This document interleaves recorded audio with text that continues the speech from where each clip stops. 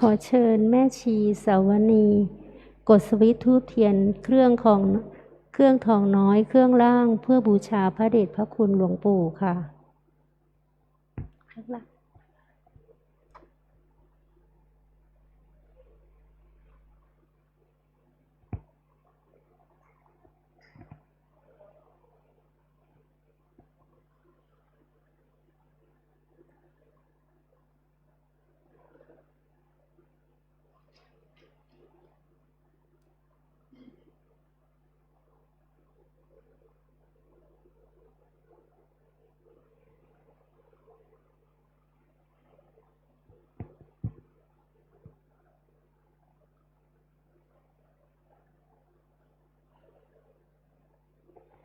กราบพระพุทธพร้อมกัน3 ครั้งค่ะกราบกราบกราบกล่าวคำบูชาพระรัตนตรัยพร้อมกันนะคะอิมินาสการเรนะตังพุทธังอภิปูชยามะอิมินาสการเรนะตังธัมมังอภิปูชยามะอิมินาสการเรนะตังสังฆังอภิปูชยามะอะระหังสัมมาสัมพุทโธภควาพุทธังภควันตังอภิวาเทมิกราบสวากขาโตภควตาธัมโมธัมมังนามัสสามิกราบสุปฏิปันโนภควโตสาวกสังโฆสังฆังนะมามิกราบหันธรรมยังพุทธัสสะภควโตบุพภคะนะมะการังกะโรมาเซนะโมตัสสะภควโตอะระหะโตสัมมาสัมพุทธัสสะนะโมตัสสะ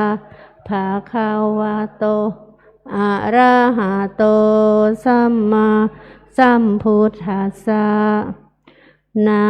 โมตัสสะภควโตอะระหะโตสัมมาสัมพุทธัสสะหันธรรมยังพุทธานุสตินะยังกะโรมาเซอิติปิโสภควะอะระหังสัมมาสัมพุทโธวิชาจารณสัมปันโนสุขโต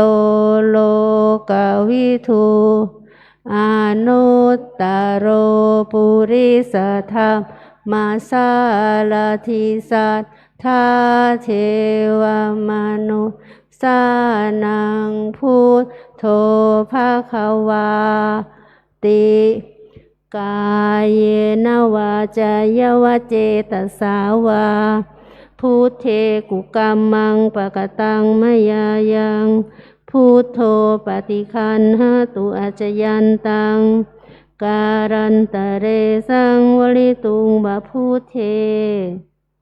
หันธรรมยังธรรมานุสตินะยังกะโรมาเซสวากขาโตภควตาธัมโมสันทิติโกอากาลิโก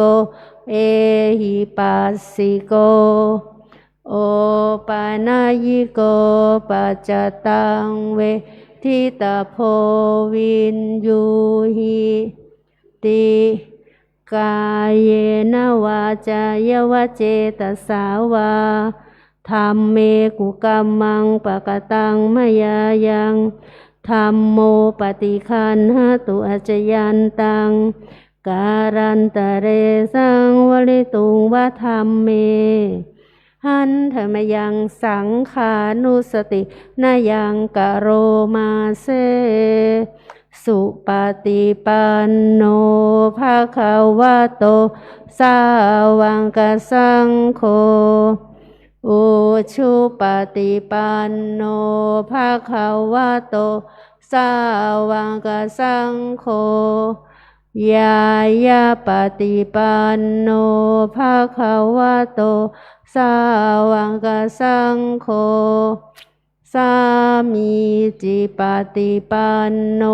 ภะคะวะโตสาวกสังโฆยะทิทังจัตตาริปุริสยุคานิอัฏฐปุริสปุคลาเอสะภะคะวะโตสาวกสังโฆอาหุเนยโยปาหุเนยโยทักขิเนยโยอัญชริการณิโยอนุตรังบุญญาเขตังโลกัสสาติกายเยนวาจายวเจตสาวา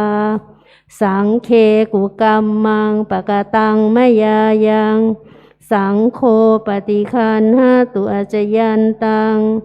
การันตะเรสังวลิตุงวสังเคอันธรรมยังสิริมังคลมหาเถระพิตุติคาถาโยภนามาเสสิริธาตามหาเถโรหิริโกสิริมังคโลมังคโลปายาเมทาวีมังคโลปายาเทสโกคารุธานียาปาโมโคสิสานุสิสานายโกโลกานุกรรมปิเมตายาสติปัฏฐานาธารโกสติมาปะมาโตจาตังนามัสสามิสัพพทาติสิริมังคละ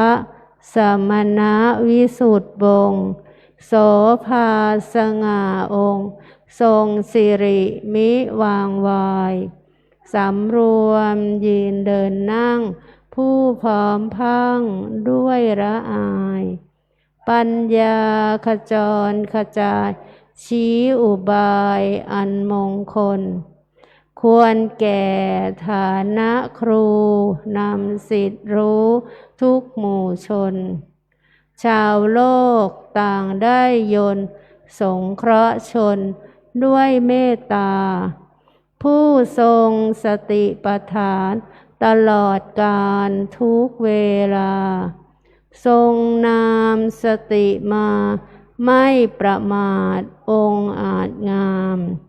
ข้าขอนมัสการประดิษฐานในทุกยาม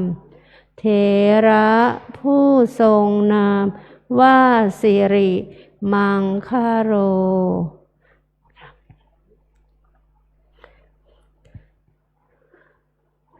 ขอเชิญแม่ชีจิตราจิตเจือจุนกดสวิตช์เทียนส่องธรรมค่ะ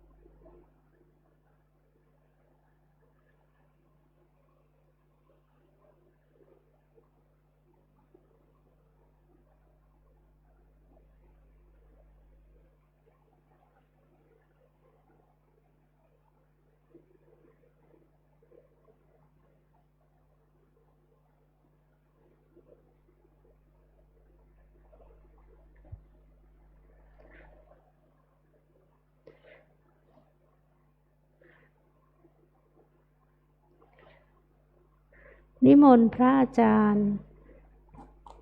พระมหาพฤกษ์ค่ะ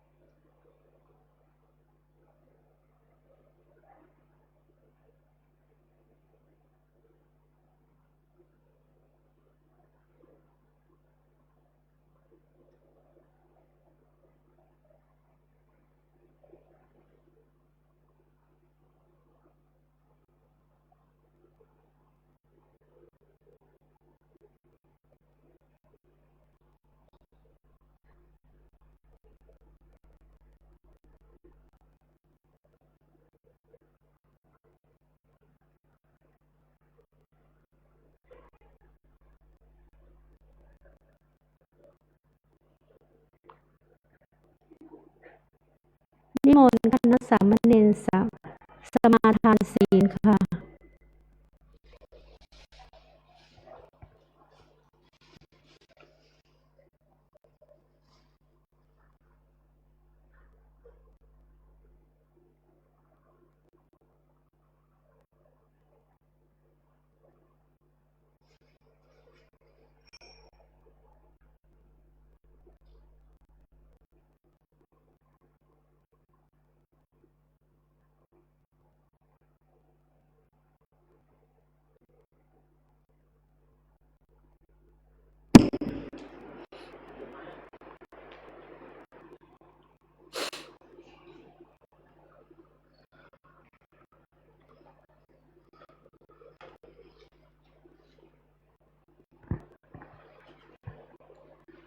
สามเณรทุกรูปกราบพระอาจารย์พร้อมกันครับกราบ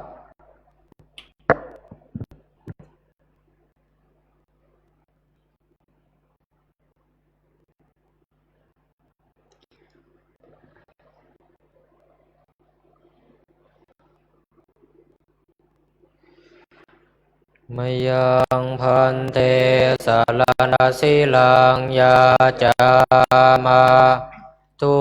ติยมปิมายังพันเตสารนาสิลังยาจามาตาติยมปิมายังพันเตสารนาสิลังยาจามานะโมตัสสะภะคะวะโตอะระหะโตสัมมาสัมพุทธัสสะนะโมตัสสะภะคะวะโตอะระหะโตสัมมาสัมพุทธัสสะนะโมตัสสะภะคะวะโตอะระหะโตสัมมาสัมพุทธัสสะนะโมตัสสะภะคะวะโตอะระหะโตสัมมาสัมพุทธัสสะนะโมตัสสะภะคะวะโตอะระหะโตสัมมา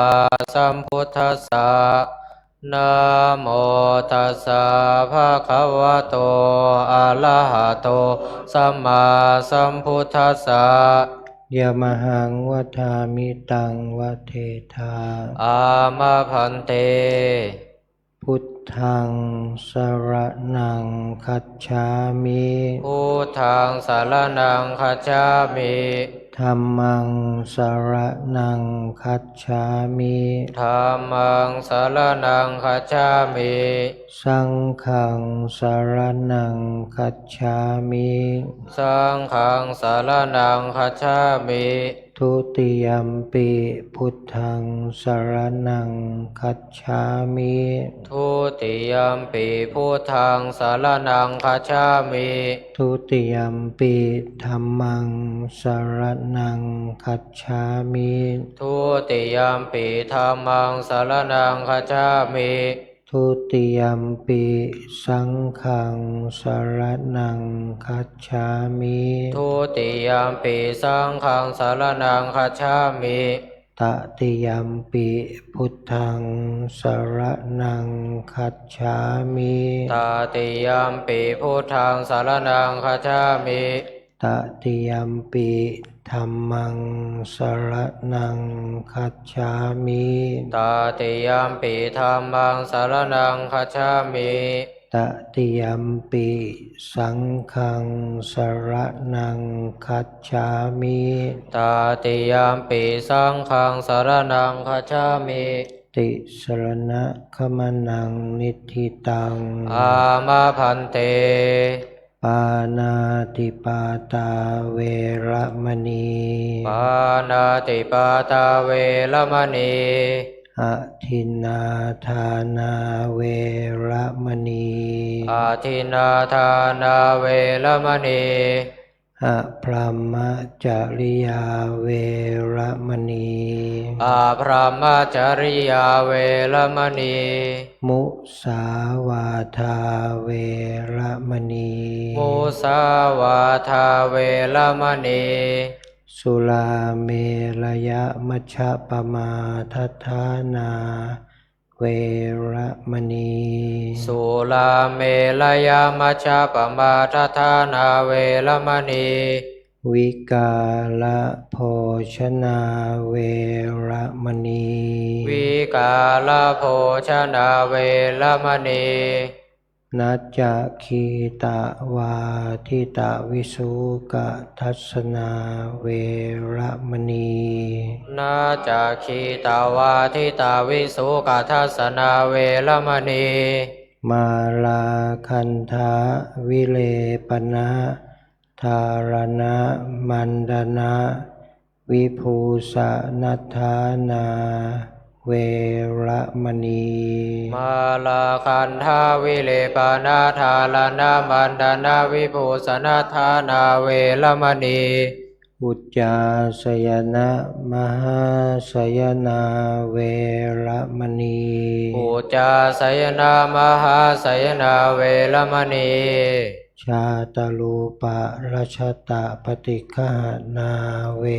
ระมณี ชาตาโลปาลชตาปฏิฆานาเวรมณี อิมานิทัสสะสิกขาปทานิสมาธิยามิ อิมานิทัสสะสิกขาปทานิสมาธิยามิอิมานิทัสสะสิกขาปทานิสมาธิยามิอิมานิทัสสะสิกขาปทานิสมาธิยามิครับ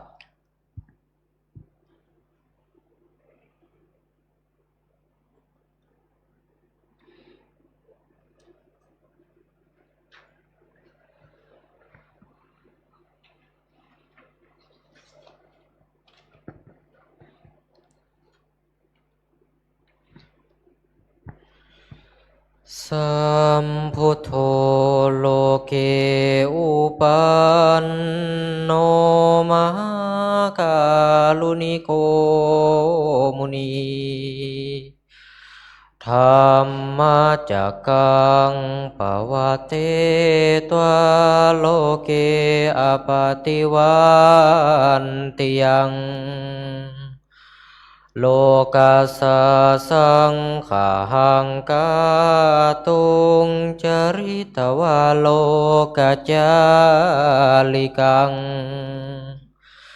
ติวิทังโลเกสัทธัมมังสัมมาเทวะปวัน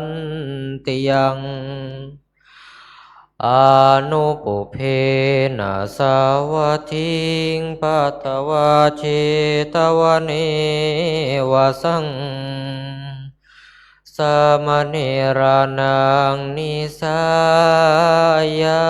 จิตังคทานุสิงคิตุงอานุญญาสิทัสสะสิกขาสามเณเลหิสิงคิตุงสามเณรานังทัสสังขังสิกขาปะทังพนามาเสอนุญญาสิโกโสภควา สามเณรานันทัสสะสิกขาปทานิเตสุจาสามเณเลหิสิกิตุงปานาติปาตาเวรมณีอาทินนาทานาเวรมณีอาพรหมจริยาเวรมณีมุสาวาทาเวรมณีสุลาเมลยามัชฌปมาทฐานาเวรมณีวิกาลโภชนาเวรมณีนาจาคีตาวาทิตาวิสุขทัสนาเวรมณีมาลาคันธาวิเลปนาธาลนาบันดานาวิภูสนาธานาเวรมณีอุจจาสยนามหาสยนาเวรมณีชาตาลุปาลชาตาปฏิกหานาเวรมณีติ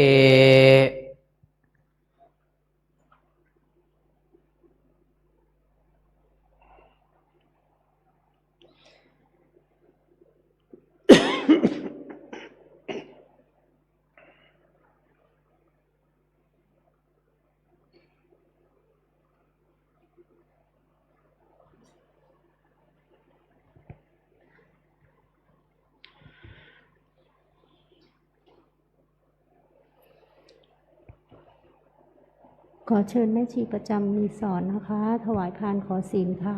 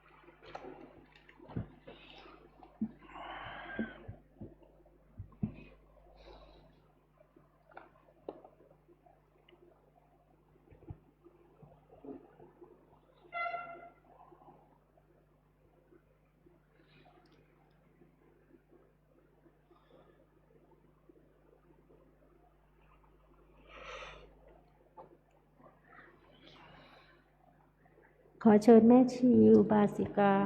กราบพระอาจารย์พร้อมกันค่ะกราบกราบกราบอาราธนาศีลพร้อมกันนะคะมายังพันเตติสรเนนะสหะอัฏฐศีลานิยาจามะทุติยัมปิมายังพันเตติสรเนนะสหะอัฏฐศีลานิยาจามะตติยัมปิมายังพันเตติสรเนนะสหะอัฏฐศีลานิยาจามะนะโมตัสสะภะคะวะโตอะระหะโตสัมมาสัมพุทธัสสะนะโมตัสสะภะคะวะโตอะระหะโตสัมมาสัมพุทธัสสะนะโมตัสสะภะคะวะโต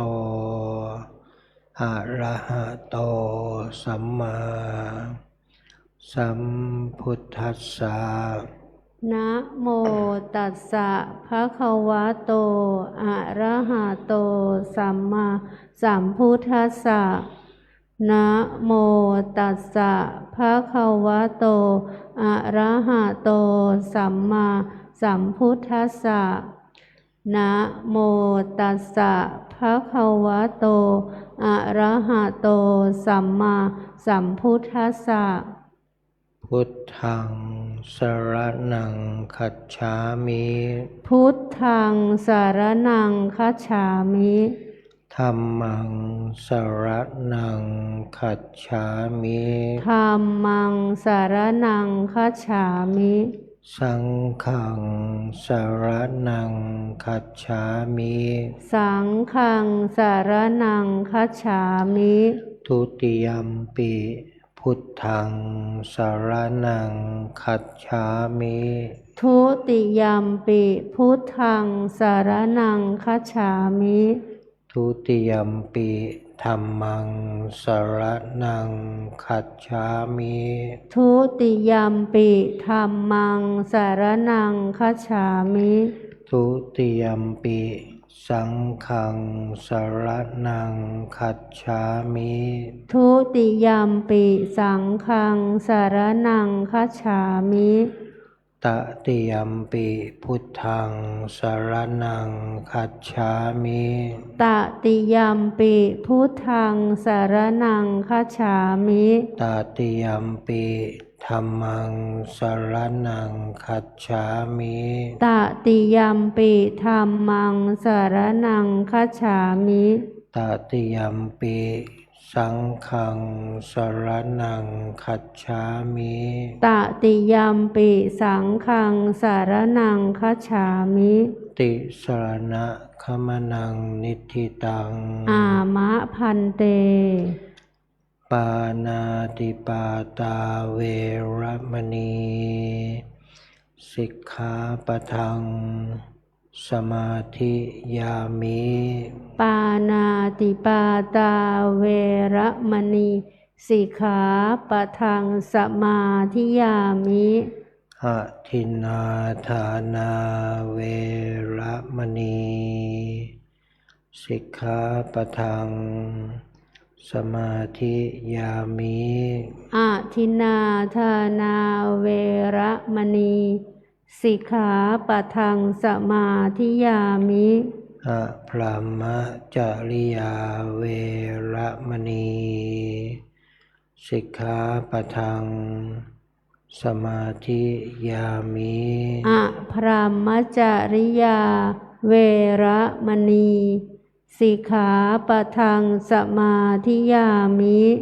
มุสาวาทาเวระมณีสิกขาปะทังสมาธิยามิ มุสาวาทาเวระมณีสิกขาปะทังสมาธิยามิ สุราเมรยมัชฌะปมาทัฏฐานาเวระมณีสิกขาปะทังสมาธิยามิ สุราเมรยมัชฌะปมาทัฏฐานาเวระมณีสิกขาปะทังสมาธิยามิ วิกาละโภชนาเวระมณีสิกขาปะทังสมาธิยามิ วิกาลโภชนาเวระมณีสิกขาปะทังสมาธิยามิ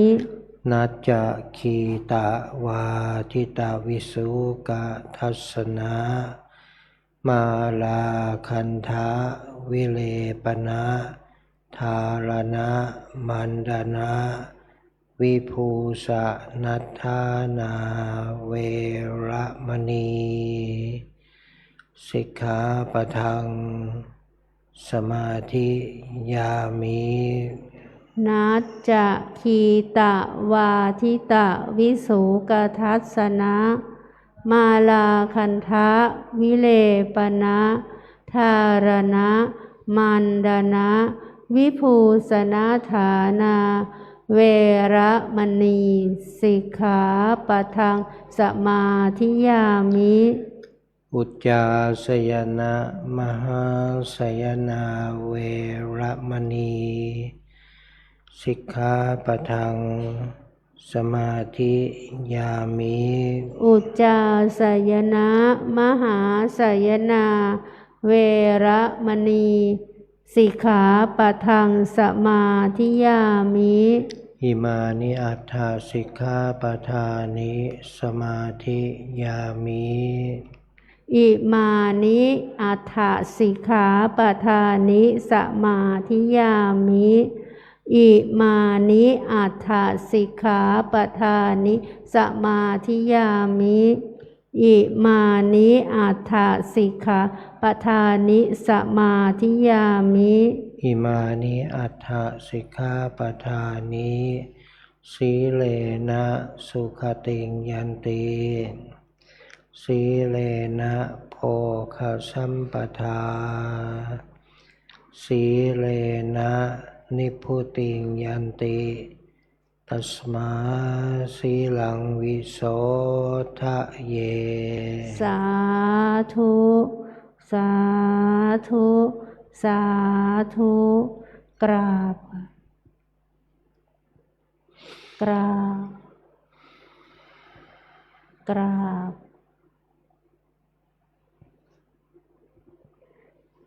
ขอเชิญแม่ชีลลิตาปัญญากดสวิตช์ธูปเทียนเครื่องทองน้อยเครื่องบนค่ะเพื่อพระเดชพระคุณหลวงปู่ค่ะ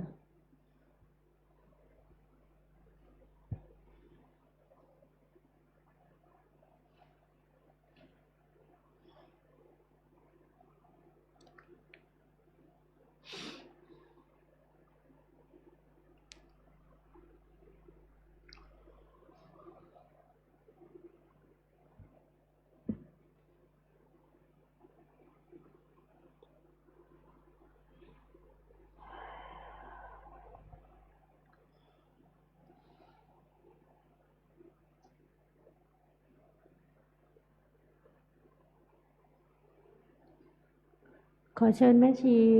พรปวีเนียมสุวรรณอาราธนาธรรมค่ะ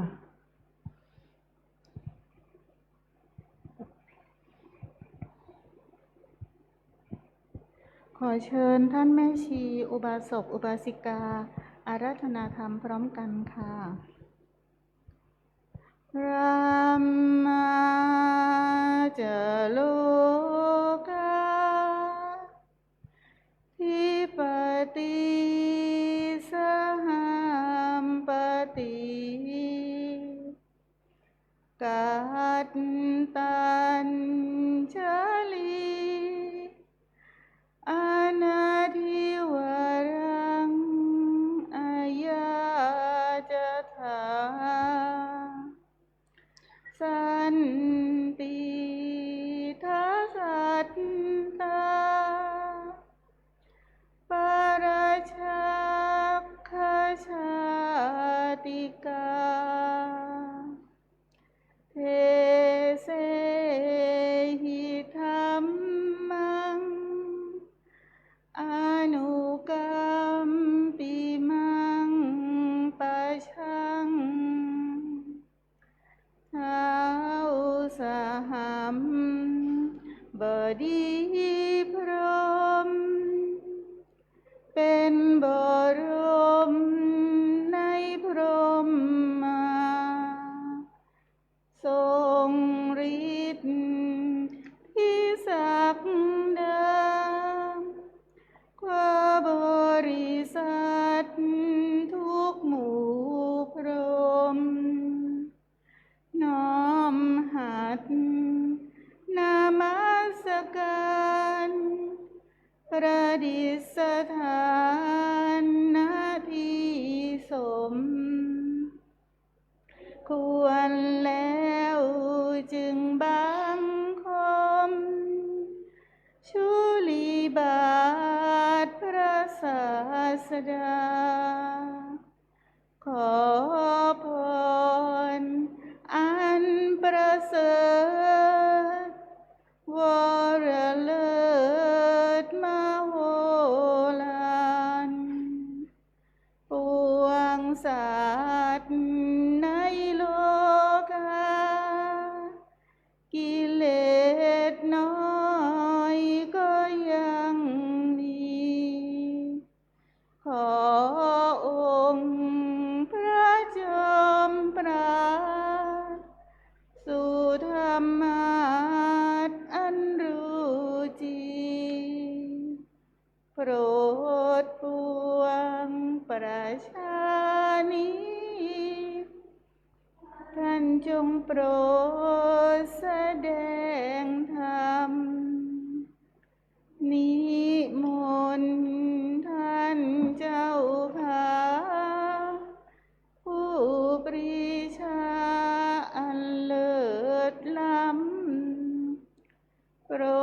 แสดงพระสัทธรรม เทศนาประวัติเพื่อให้สำเร็จผล แก่ปวงชนบรรดานี้สบสุขเกษมศรีสมดังเจตนาเถิดอาราธนังกโรมา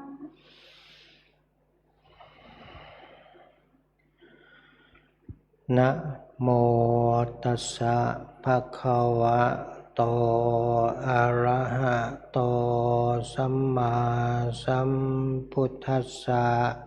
นะโมตัสสะ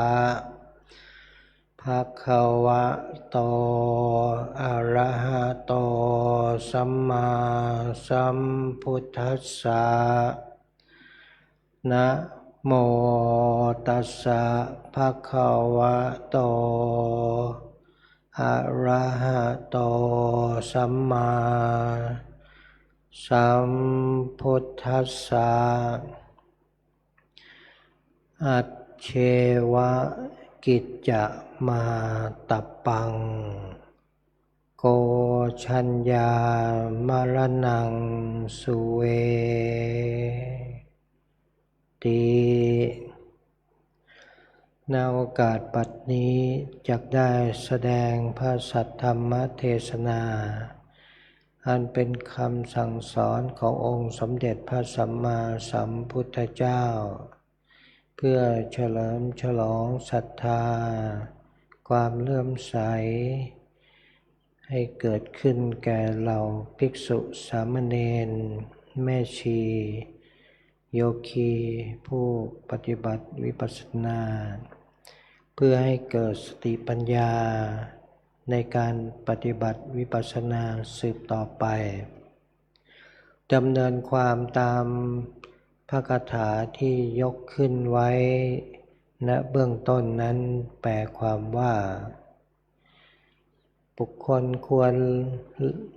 เร่งทำความเพียรเสียแต่ในวันนี้ใครจะพึงรู้ว่าความตายจะมีในวันพรุ่งองค์สมเด็จพระสัมมาสัมพุทธเจ้าได้ตรัสพระคาถานี้เพื่อให้สติแก่เราภิกษุแล้วก็เหล่าสาวกได้เร่งทำความเพียรไม่ประมาทในวันเวลาเพราะว่าพระองค์ตรัสถึงชีวิตที่เราเกิดมาเป็นมนุษย์เนี่ย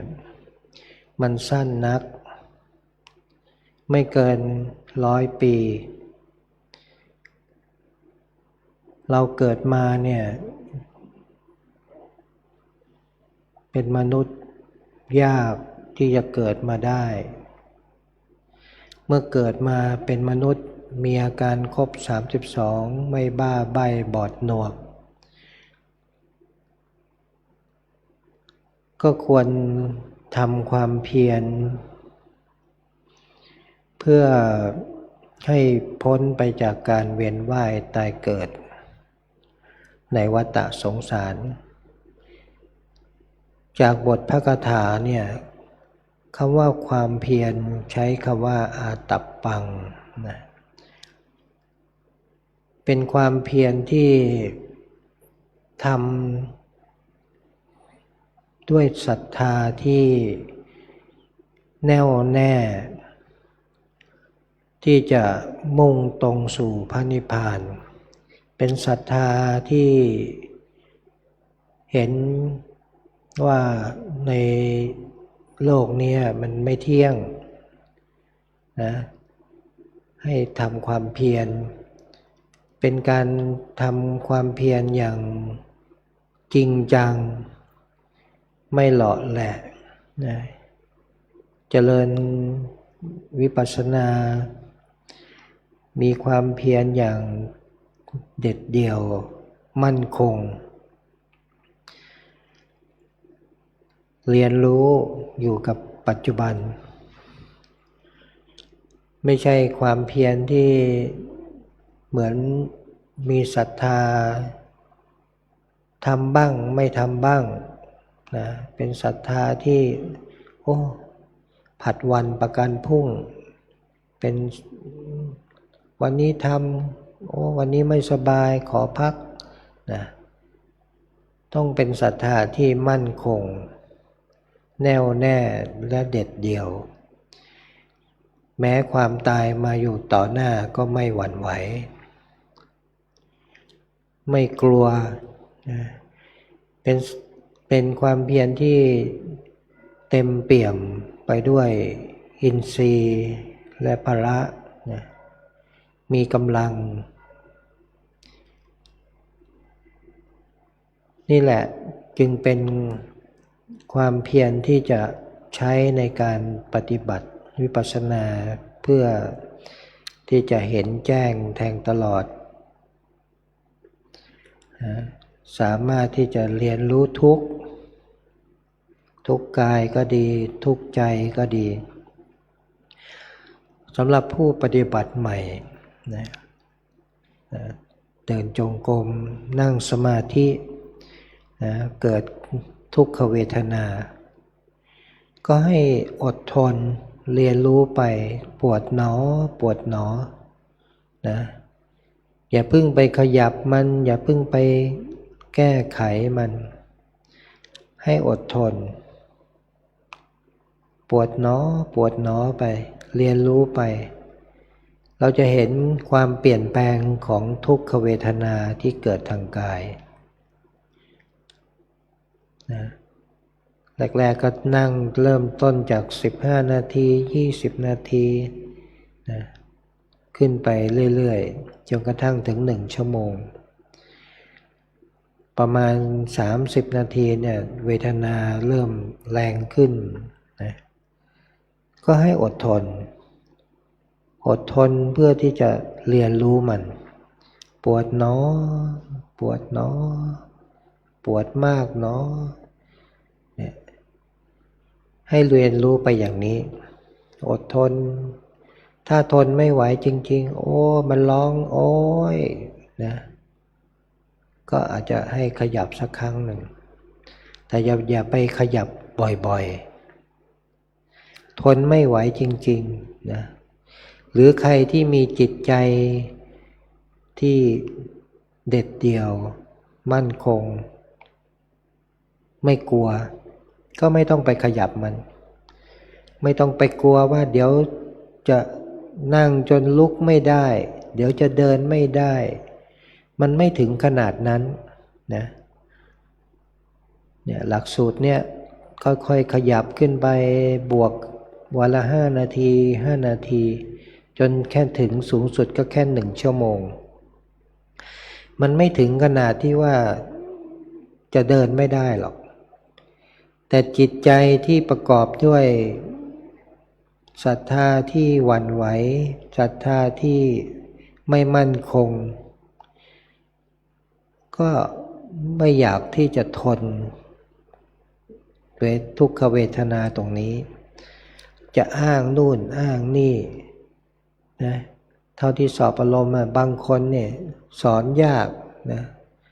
อ้างไปถึงว่าโอ้ยหมอบอกว่าอย่างนี้นะเดี๋ยวมันจะเดินไม่ได้นะถ้าคนมาปฏิบัติพูดอย่างนี้นะไม่ต้องมาปฏิบัติหรอกนะ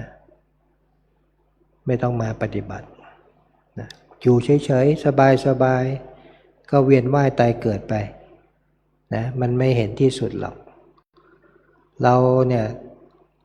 ตรงเนี้ยทุกขเวทนาทางกายเนี่ยมันเป็นอะไรที่เป็นแค่เบื้องต้นเป็นอะไรที่ง่ายต่อการเรียนรู้ที่สุดแล้วด่านต่อไปเนี่ยทุกขเวทนาที่เกิดทางใจเนี่ย มันเป็นอะไรที่ละเอียด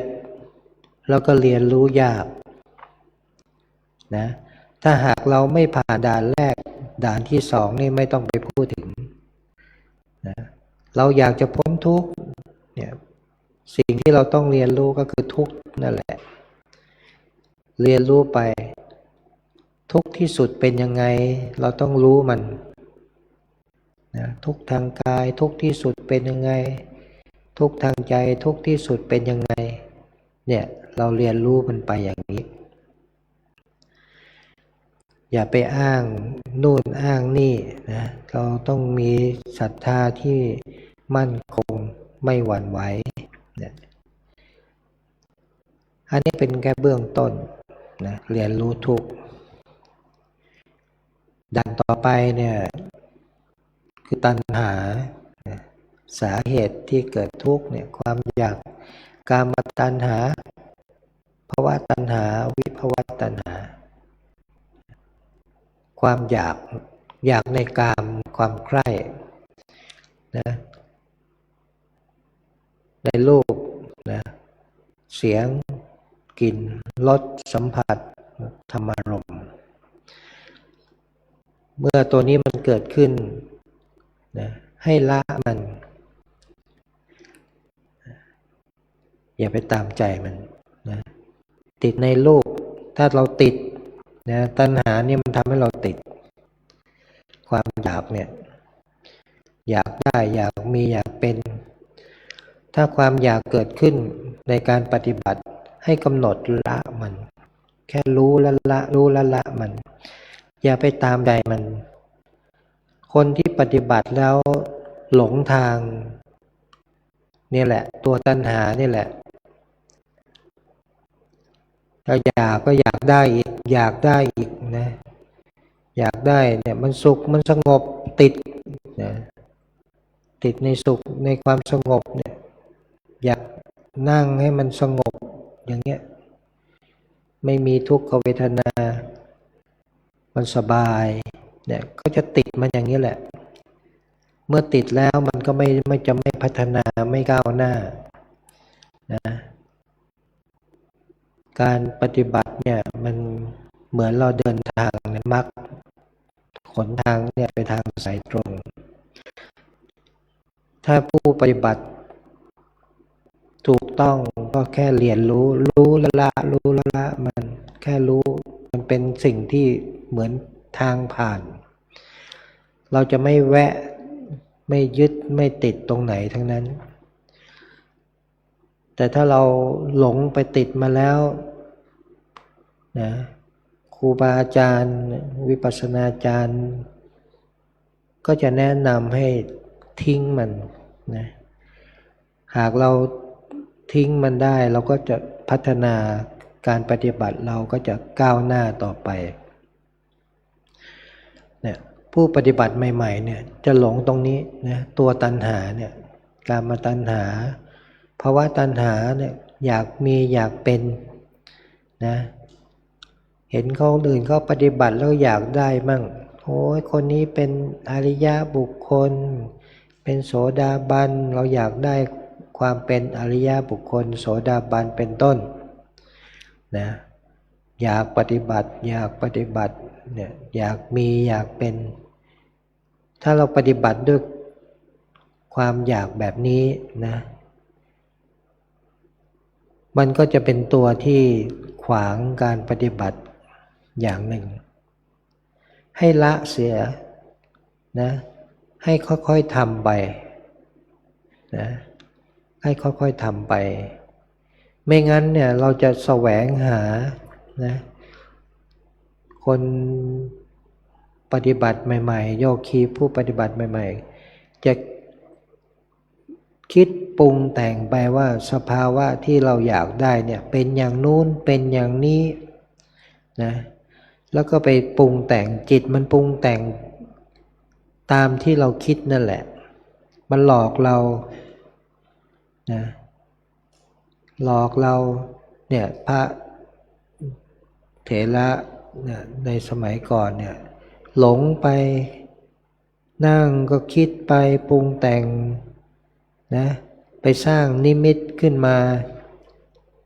นะมันเกิดนิมิตขึ้นมาคิดว่าสภาวะของอริยบุคคลเนี่ยเป็นเหมือนเมืองนะโสดาบันก็มีเมืองขนาดนี้สกทาคามีก็เมืองใหญ่ขึ้นใหญ่ขึ้นนะอนาคามีก็เป็นเมืองที่โอ้ยสุดลูกหูลูกตานะอรหันต์นี่เป็นเมืองที่ใหญ่เท่าสุดขอบจักรวาลอย่างนี้เป็นต้นอันนี้เป็นการหลงผิดนะไปคิดไปปรุงแต่งไปสร้างนิมิตขึ้นมาเนี่ยไม่ถูกต้องนะสิ่งที่เรากำหนดเนี่ยถ้าเราเห็นนะให้กำหนดเลยเห็นหนอเห็นหนอนะทุกอย่างมันไม่เที่ยงมันก็จะสลายไปนะมันไม่เที่ยงนะมันเป็นอนิจจังนี่แหละถ้าเรากำหนดถูกต้องเนี่ยทุกอย่างมันไม่เที่ยงนะ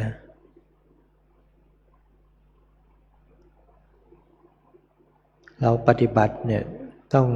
มีผู้แนะนำวิปัสสนาจารย์ครูบาอาจารย์คอยแนะนำไม่งั้นเนี่ยถ้าเราทำเอง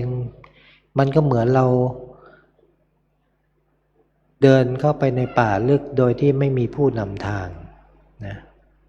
โอกาสที่จะหลงก็เป็นไปได้สูงหลงทางก็เสียเวลานะหลงทางก็เสียเวลาเราต้องตั้งใจนะตั้งใจทำแล้วก็ต้องมีศรัทธาในครูบาอาจารย์นะเป็นผู้ว่าง่ายสอนง่ายนะอาจารย์เนี่ยมีความปรารถนาที่จะให้ผู้ปฏิบัติเนี่ยปฏิบัติก้าวหน้าได้เร็วนะไม่ติดไม่ยึดอะไรทั้งนั้นรู้แล้วก็ทิ้งไปรู้แล้วก็ทิ้งไปแค่ทางผ่านตรงเนี้ยจะทำให้ผู้ปฏิบัติได้ไวนะตัณหาอีกตัวหนึ่งเนี่ย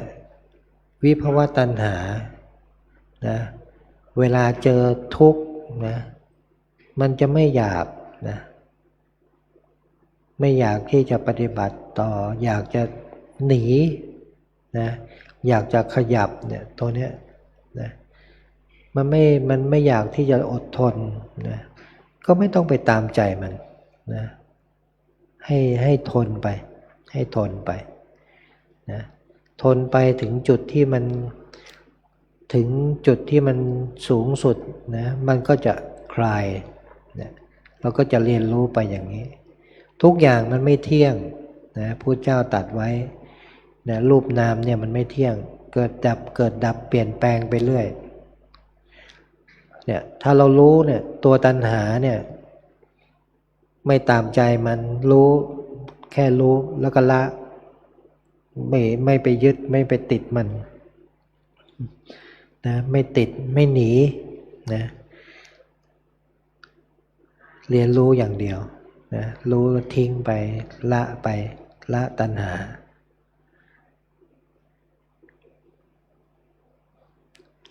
นะการปฏิบัติเนี่ยอีกตัวหนึ่งที่จะทำให้ผู้ปฏิบัติพัฒนาได้ช้าก็คือตัวมานะเนี่ยความถือตัวอัตตาตัวตนบางคนนะปฏิบัติมามากหลายสำนักนะก็จะยึดว่าโอ้เราเนี่ยปฏิบัติมาเยอะแล้วเราเก่งแล้วนะเราดีกว่าคนอื่นนะเนี่ยตรงนี้มันเป็นตัวที่ขวางตัวหนึ่งนะบางทีก็ไม่ค่อยเชื่อหรอกนะเป็นคนที่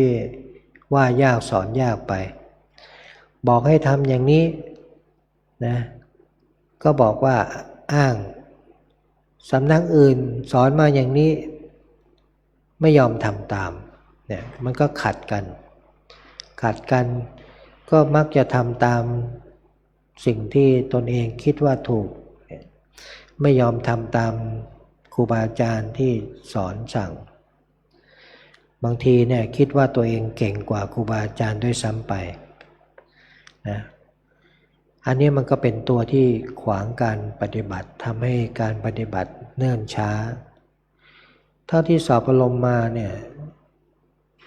การพวกโยคีที่ใหม่ๆเลยไม่เคยปฏิบัติเนี่ยจะสอนง่ายกว่าคนที่เคยปฏิบัติมาแล้วนะว่าง่ายสอนง่ายก็ค่อยๆทำไป21วันเนี่ยถ้าตั้งใจก็หวังผลได้นะเจอหลายคนที่มาปฏิบัติเนี่ยทวนญาณนะสภาวะเนี่ยหลงไปไหนก็ไม่รู้นะไม่ตรงสภาวะของญาณนะยิ่งจะเห็นชัดก็ตั้งแต่อาทีนวะนิพพิทามุนจิตุเนี่ยนะหลงถ้าคนหลงไปติดสุขติดความสงบเนี่ยก็จะไม่มีสภาวะของทุกขเวทนาให้ปรากฏเลยนั่งนิ่งสงบมีความสุขเนี่ยนะพวกเนี่ยหลงติดอยู่ติดบางคนเนี่ยบอกไปว่าเนี่ยท่านหลงทางแล้วนะเธอหลงทางแล้วเนี่ยมันไม่ใช่สภาวะของญาณที่เกิดขึ้นไม่ใช่เลยนะหลงทางก็ไม่เชื่อบางคนก็ไม่เชื่อแถมยังโกรธอีกว่าคิดว่าตนเองปฏิบัติได้แล้วเนี่ยมันเป็นสมาธิเนี่ยมันสุขมันสงบนะบางคนก็ไม่เชื่อนะแต่ถ้าบางคนเชื่อเนี่ยก็ละตัวสุขความสงบเนี่ยทิ้งเสียแล้วก็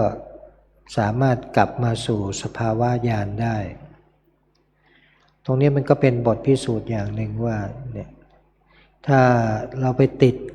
อะไรก็ตามสภาวะอะไรก็ตามเนี่ยการปฏิบัติก็จะไม่พัฒนาไม่ก้าวหน้าอีกเลยนะอีกประการหนึ่งซึ่งเป็นตัวที่สำคัญที่สุดนะที่จะทำให้ผู้ปฏิบัติเนี่ยพัฒนาได้ช้าก็คือตัวทิฏฐิความเห็น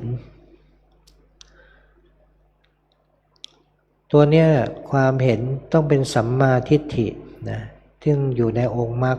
มีองค์8ต้องเป็นความเห็นชอบเห็นอย่างไรจึงเรียกว่าเป็นความเห็นชอบนะอย่างเรากำหนดเห็นหนอได้ยินหนอตัวเนี้ยมันเป็นแค่สักว่าอาการ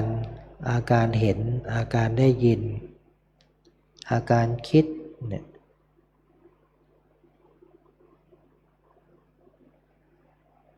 ไม่ใช่สัตว์บุคคลตัวตนเราเขาไม่มีอยู่ในอาการนั้นๆจึงเรียกว่าเป็นสัมมาทิฏฐินะอย่างเราเห็นหนอเนี่ยนะไม่มีเราเป็นผู้เห็นมีแต่อาการที่เราเห็นนะเราเนี่ยเป็นผู้รู้เฉยๆเป็นผู้รู้เฉยๆนะเห็นหนอได้ยินหนอคิดหนอฟุ้งหนอไม่มีอัตตาตัวตนเราเนี่ยเป็นคนเป็นผู้สังเกตเท่านั้นเองคอยรู้สภาวะทุกอย่างที่เกิดขึ้นเรียนรู้สภาวะทุกอย่างที่เกิดขึ้นอย่างเวทนาเกิดเนี่ยปวดหนอปวดหนอเรารู้แค่อาการปวดเราเป็นผู้รู้แต่ไม่ใช่เราเป็นคนปวดถ้าเราไปยึดเมื่อไหร่เป็นเราปวดนะมันก็จะดิ้นรนกระสับกระส่ายอยากจะหนีอยากจะพ พ้นไปจากทุกขเวทนาตรงนี้เนี่ยตัวทิฏฐินี่จึงสำคัญมากหากหลงแล้วเป็นมิจฉาทิฏฐิทุกอย่างเลยหลงผิดไปเห็นผิดไป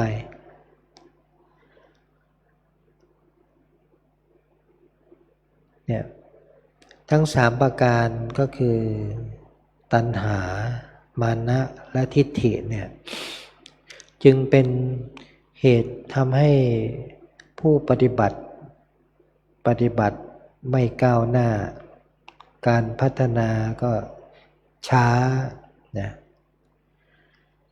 ต้องทำให้ถูกต้อง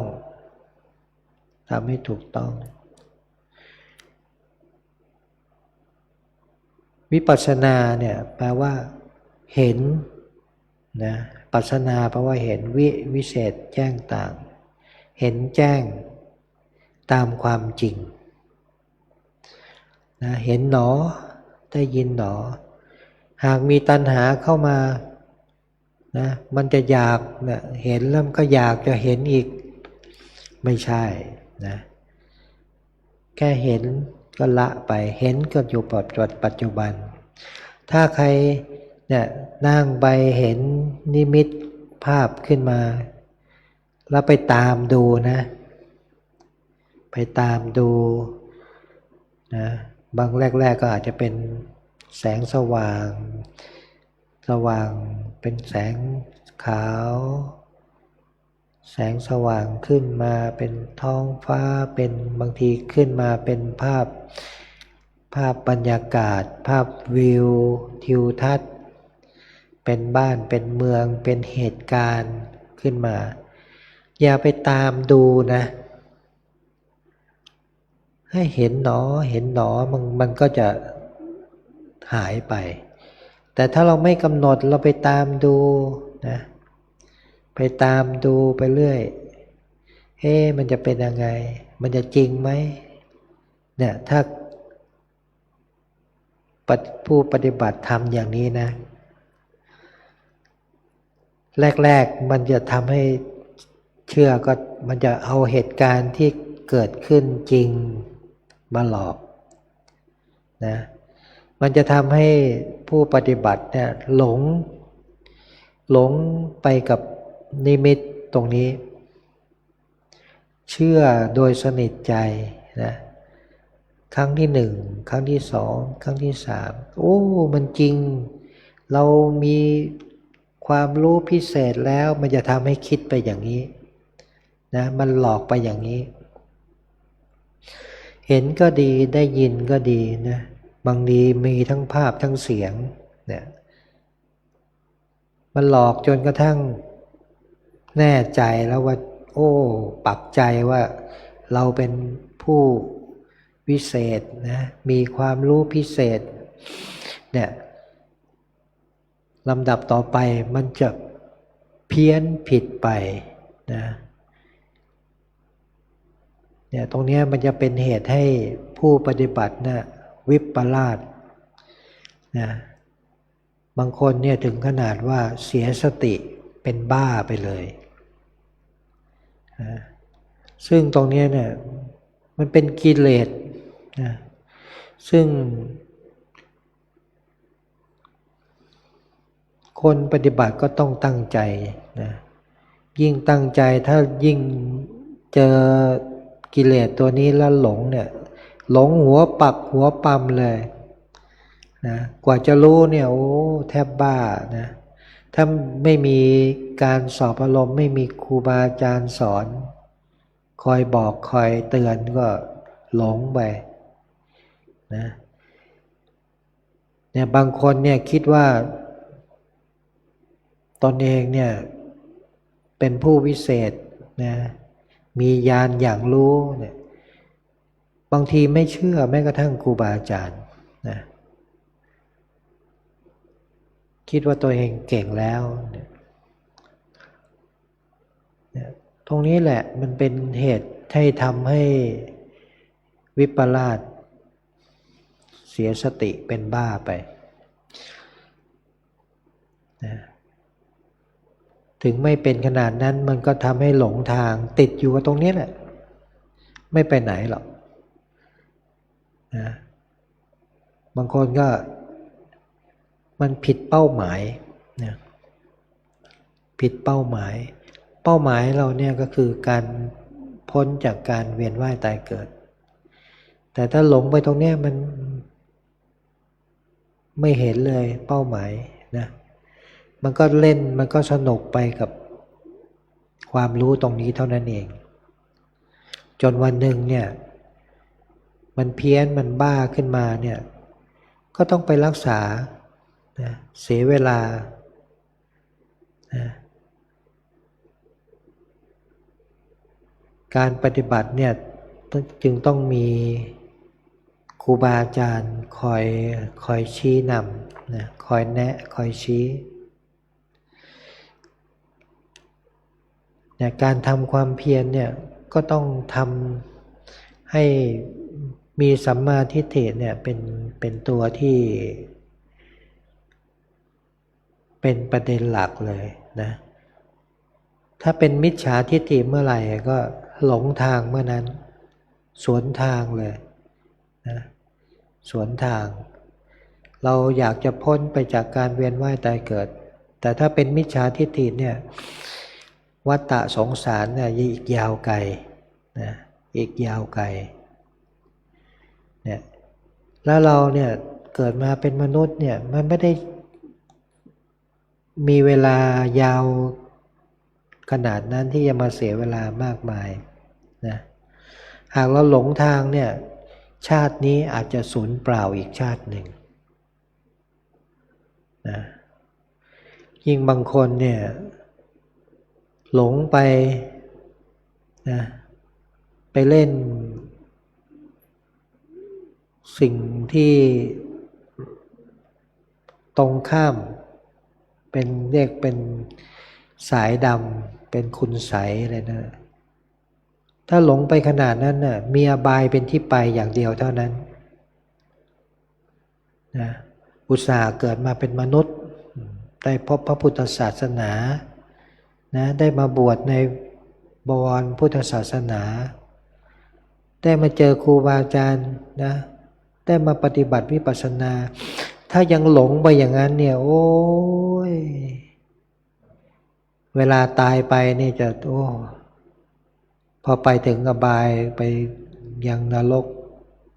ก็หมดทางแก้ไข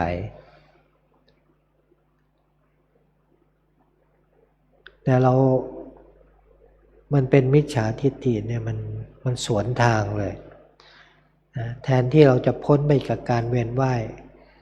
นะมันกลับต้องไปตกไปสู่อบายภูมิอีกนะเสียเวลาเนี่ย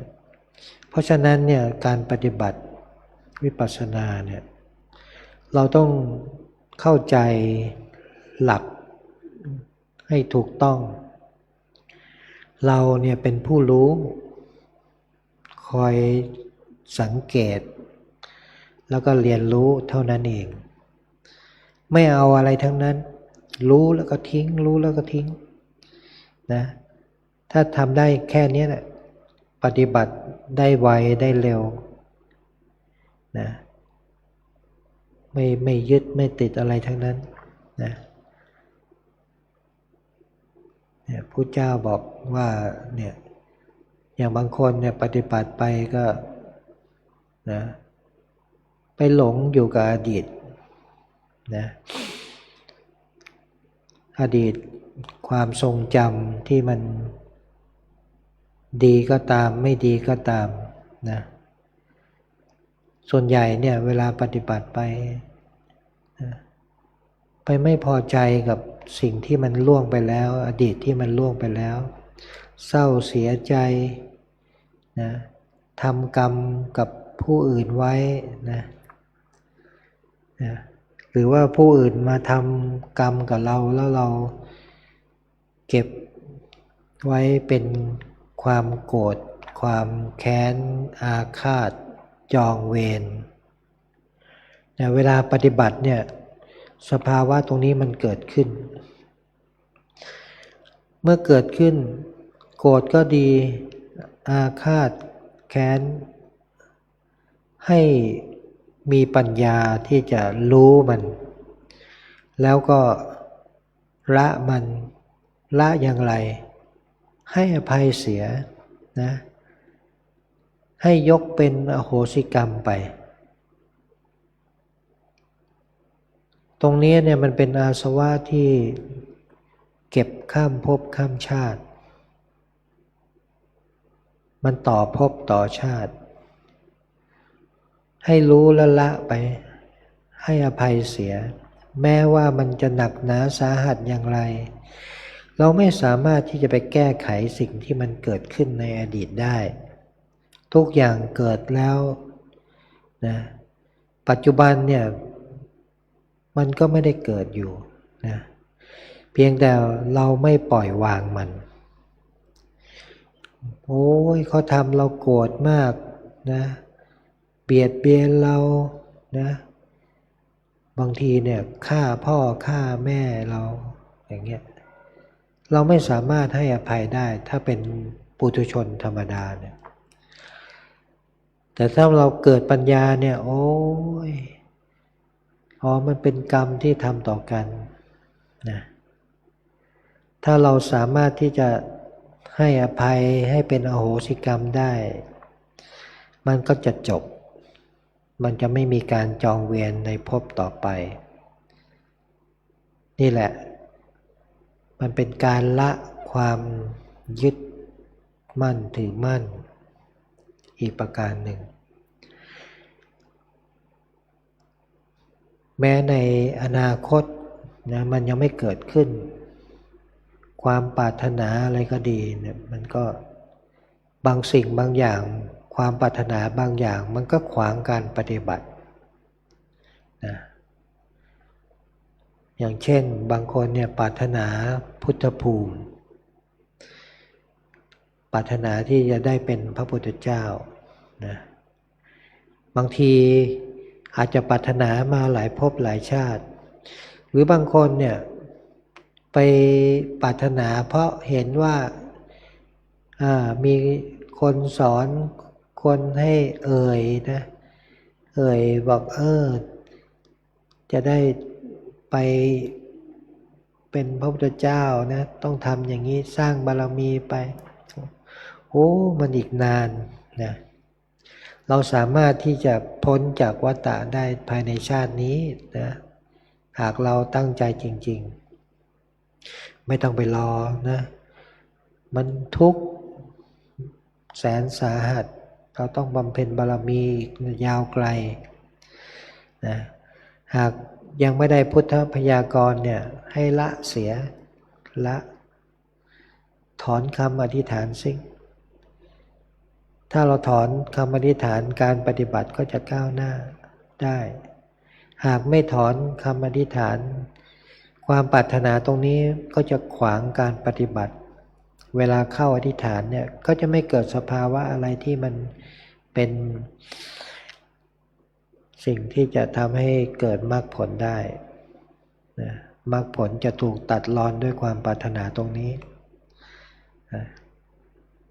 นี่แหละมันมีหลายอย่างที่ผู้ปฏิบัติต้องเรียนรู้นะเรียนรู้เนี่ยชีวิตเนี่ยมันสั้นนักนะสั้นนัก10 ปีนะ20 ปี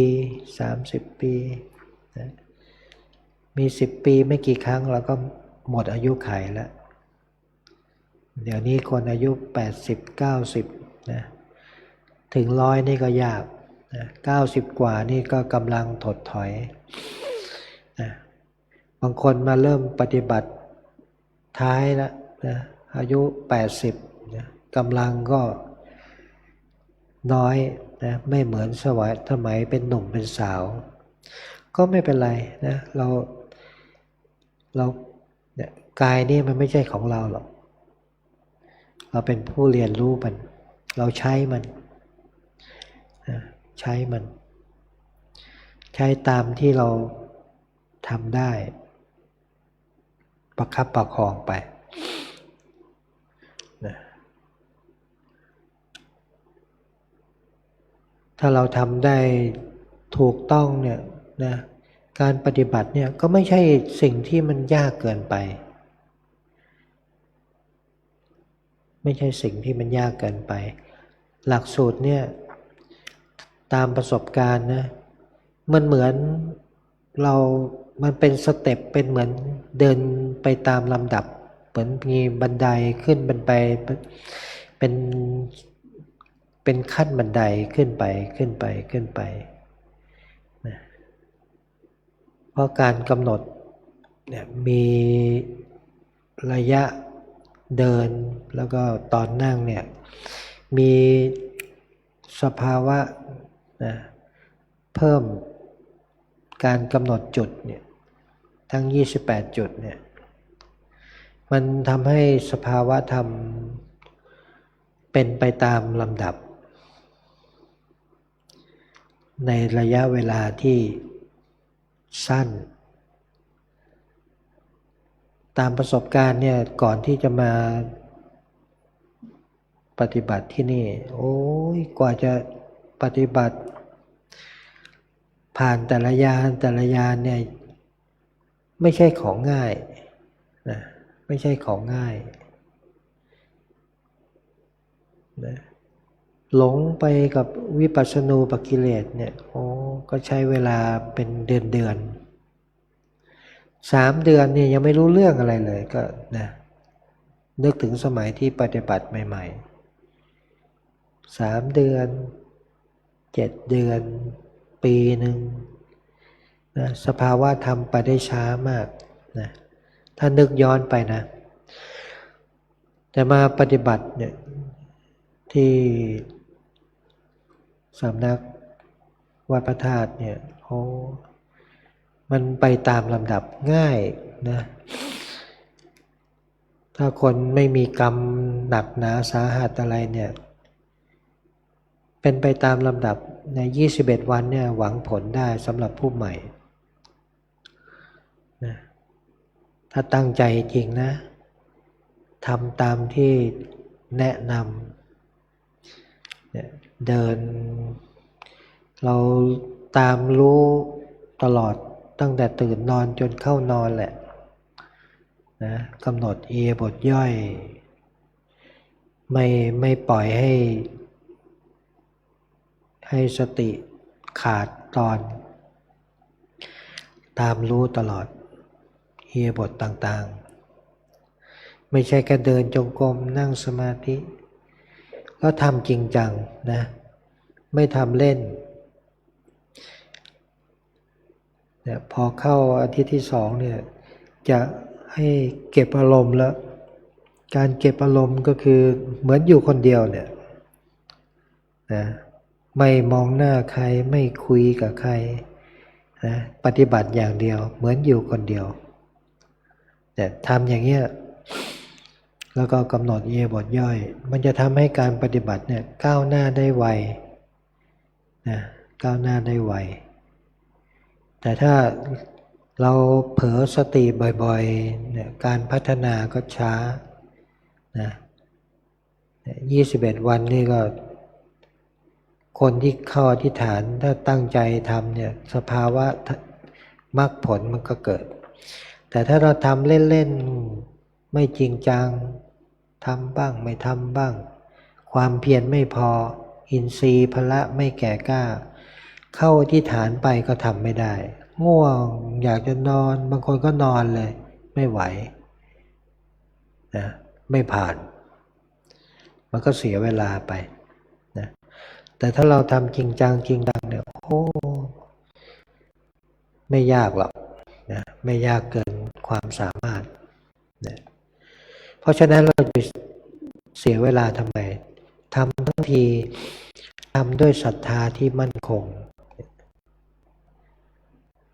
ทำด้วยความตั้งใจนะเรานึกถึงพระพุทธองค์นะโอ้ยกว่าท่านจะตรัสรู้เนี่ยไม่มีใครมาสอนท่านนะ ท่านก็ทำเท่าที่ปัญญาของท่านจะทำได้เนี่ยใช้เวลาเนี่ยทำทุกขกิริยาเนี่ย6 ปีนะท่านก็ทำให้ดูเป็นตัวอย่างแล้ว ตรงนั้นน่ะมันเป็นอัตตกิลมัฏฐานุโยคทำตนให้ลำบากมันไม่ใช่หนทางสุขสบายเกินไปก็ไม่ใช่หนทางนะมันต้องเป็นมัชฌิมาปฏิปทานะมัชฌิมาปฏิปทาที่ท่านตัดไว้ในธรรมจักรปวัตตนสูตรเนี่ยนะก็แค่เนี่ยจักขุกรณีกับญาณกรณี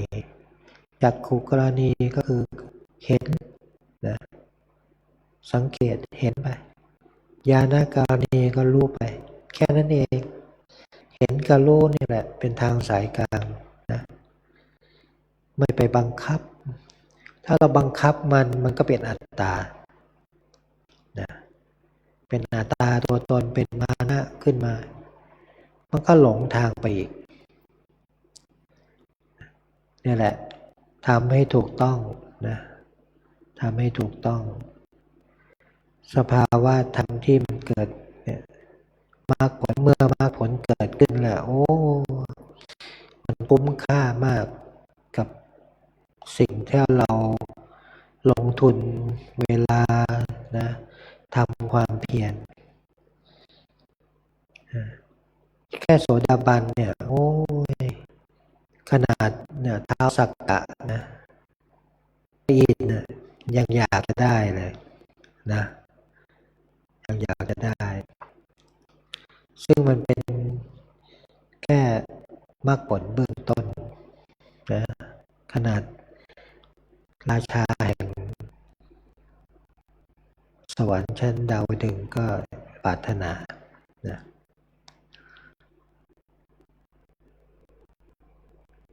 เพราะทุกสิ่งทุกอย่างในโลกเนี่ยใน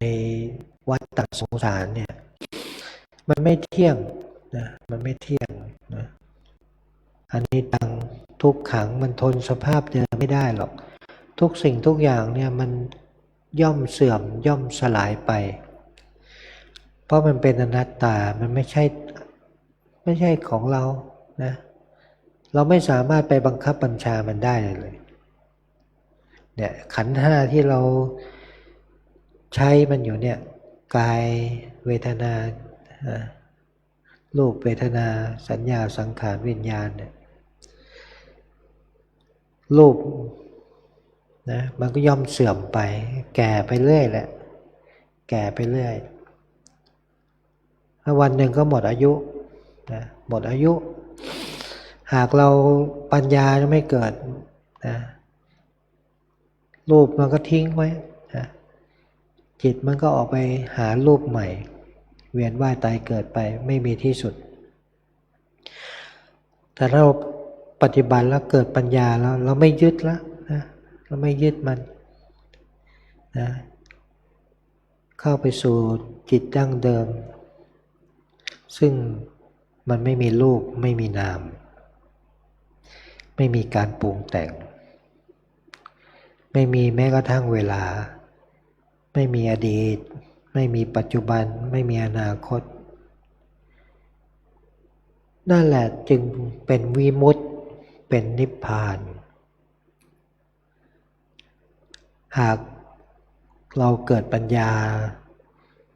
นะเราก็เข้าไปสู่จิตวิมุตตินี่แหละมันถึงจะเป็นสิ่งที่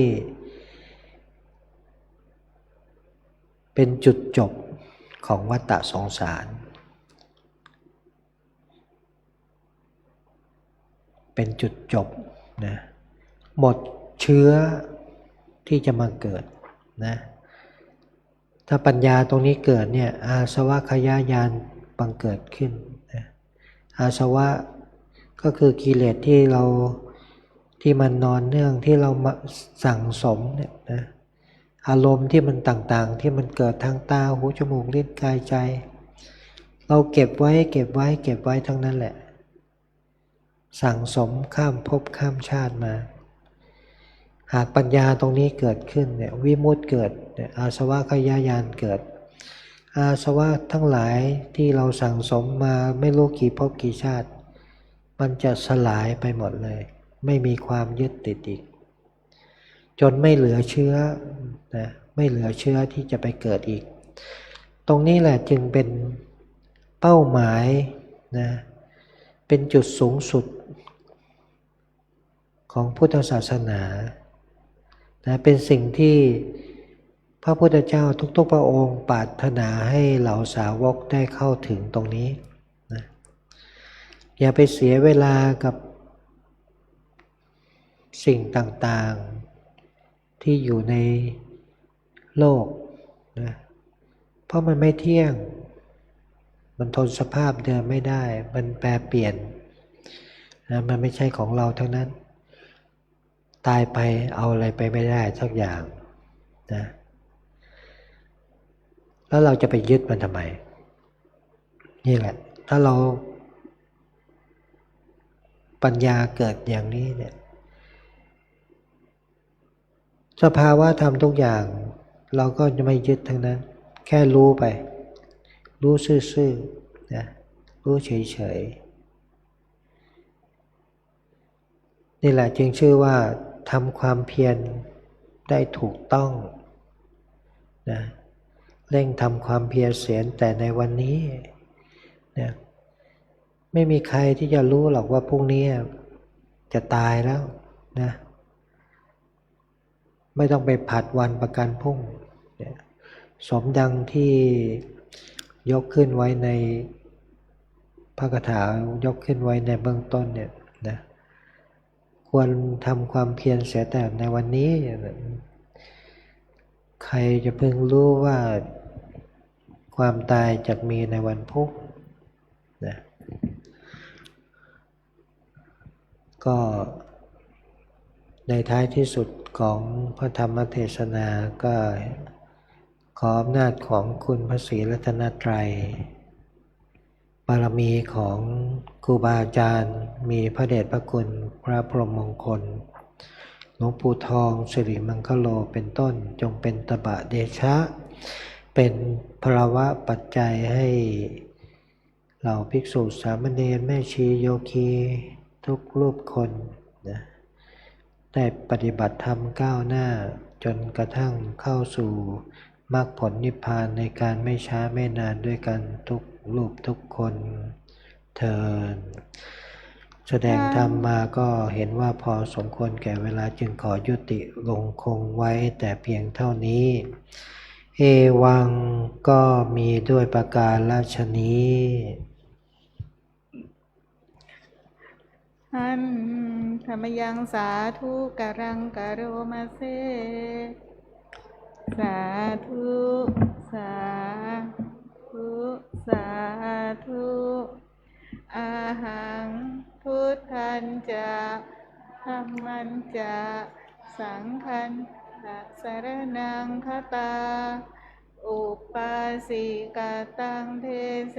สิภิกขุสังฆัสสะสัมมุขาเอตังเมสารนังมังเอตังสารณมุตตมังเอตังสารณมาคัมมะสัพพะทุกขาปมุญจเยยะถาพลังเจริญญาหังสัมมาสัมพุทธัสสะสนังทุกขานิสารณเสวะภาคีนิสังอนาคเตกายเยนะวาจายวเจตสาวาพุทเทกุกัมมังปะกตังมยายังพุทโธปฏิคันหาตัวจิยันตังกาลันตะเรสังวริตุงวะพุทเทกายเยนะวาจายวเจตสาวาธัมเมกุกัมมังปะกตังมยายังธัมโมปฏิคันหาตัวจิยันตังกาลันตะเรสังวริตุงวะธัมเมกายเยนะวาจายวเจตสาวา สังเคกุกัมมังปะกตังมยายังสังโฆปฏิคันหาตัวจยันตังกาลันตะเรสังวริตุงวสังเค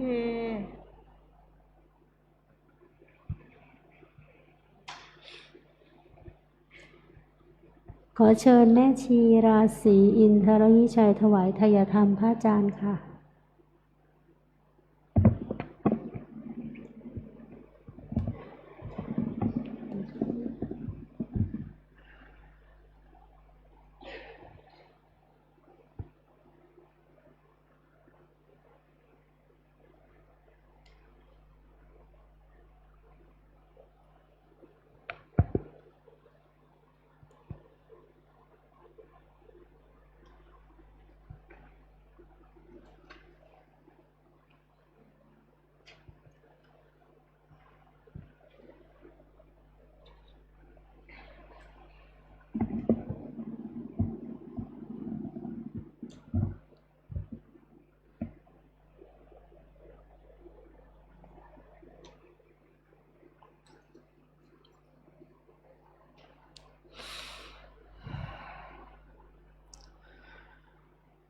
ยะ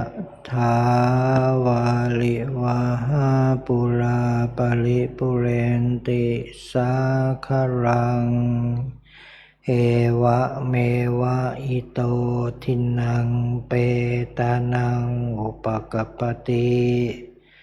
อิชิตังปัฏฐิตังตุมหังคิปะเมวะสมิจฉตุสัพเพปุเรนตุสังกปาจันโทปนะละโสยะถามณิโชติละโสยะถาสัพพิติโยวิวัชชันตุสัพพะโลกโควินัสตุมาเตภวัตวันตรายโยสุขีทีฆายุโกภวะอภิวาทนาสีลิสนิจจังวุธาปจายโนจัตตารโลธรรมาวัฏันติอายุวันโนสุขังภะลัง สาธุ สาธุ สาธุ กราบพระอาจารย์3 ครั้งค่ะ กราบ กราบ กราบ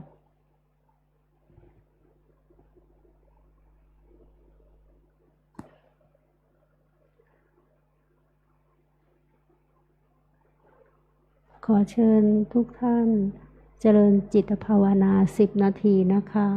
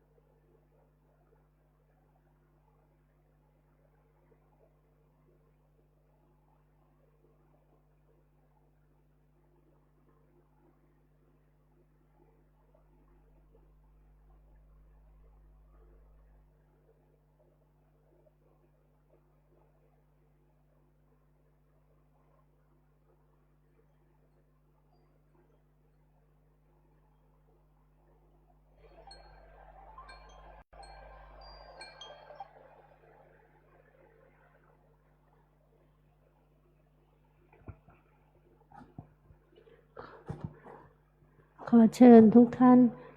กรวดน้ำแบบพื้นเมืองนะคะ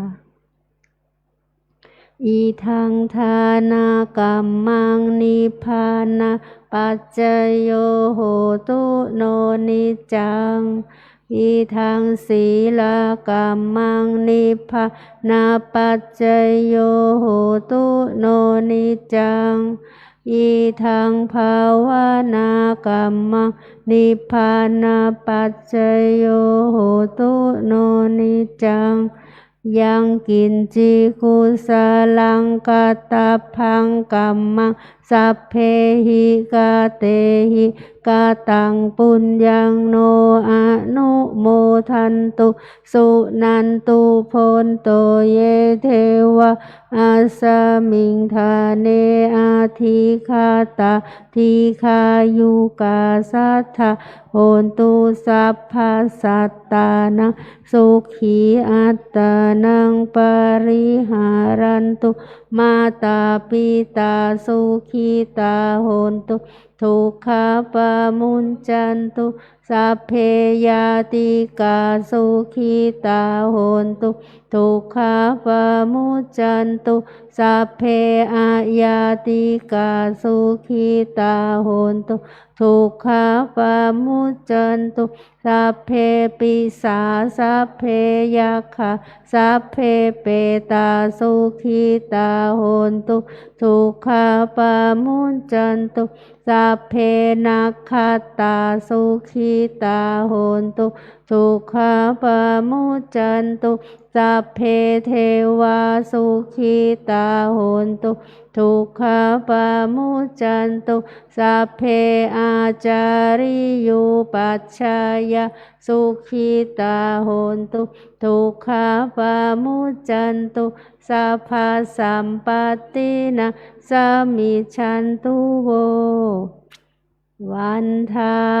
มิพุทธังสัพพังเมโทสังฆามาทะเมพันเตวันทามิธัมมังสัพพังเมโทสังฆามาทะเมพันเตวันทามิสังฆังสัพพังเมโทสังฆามาทะเมพันเตวันทามิคารูปัชฌาอาจาริเยสัพพังเมโทสังฆามาทะเมพันเตวันทามิกัมมัฏฐานังสัพพังเมโทสังฆามาทะเมพันเตวันทามิอาราเมภัทธาสีมายังสัพพังเมโทสังฆามาทะเมพันเตวันทามิเจติยังสัพพังสัพพะทาเนสุปฏิทิตาสารีราธาตุมหาโพธิงพุทธารูปังสากาลังสัทธานาคาโลเกเทวะโลเกปรัมมะโลเกชัมพูทิเปลังกาทิเปสาลีราธาตุโยเกสาธาตุโยอะระหันตาธาตุโยเจติยังขันธากุติงจตุราสีติสหัสเสธัมมขันเทสัพเพสังปาทเจติยังอหังวันทามิสัพพะโสกราบกราบกราบวันทาหลวงปู่นะคะวันทามิพันเตสัพพังอาปะราทังคามาทะเมพันเตมายากตังวุญยังสามินาอนุโมทิตพังสามินากตังปุญญังไมหังทาตาพังสาธุสาธุอนุโมทามิกราบกราบกราบวันธรรมิพาจารย์ค่ะ วันทามิพันเตสัพพังอาปาราทังคามาทะเมพันเตมายากาตังปุญญังสามินาอนุโมทิตพังสามินากาตังปุญญังไมหังทาตพังสาธุสาธุอนุโมทามิจัตตารโอธัมมาวัฏันติอายุวันโนสุขังภะลังสาธุสาธุสาธุกราบพระอาจารย์3 ครั้งค่ะกราบกราบกราบกล่าวคำบูชาพระรัตนตรัยพร้อมกันนะคะอะระหังสัมมาสัมพุทโธภะคะวาพุทธังภะคะวันตังอะภิวาเทมิกราบสวากขาโตภะคะวะตาธัมโมธัมมังนามัสสามิกราบสุปฏิปันโนภะคะวะโตสาวกสังโฆสังฆังนะมามิกราบ